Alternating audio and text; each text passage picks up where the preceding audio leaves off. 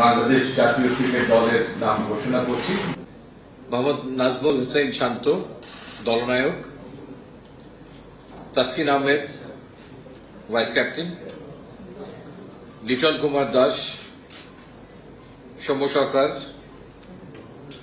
তনজিদ হাসান তামিম, সাকিব আল হাসান, মোহাম্মদ তাহিদ হৃদয়, মাহমুদুল্লাহ রিয়াদ, জাকের আলী আনিক, মোহাম্মদ তানভীর ইসলাম, শেখ মাহদি হাসান, মোহাম্মদ রিশাদ হোসেন, মোহাম্মদ মুস্তাফিজুর রহমান, মোহাম্মদ শরীফুল ইসলাম এবং তনজিম হাসান সাকিব।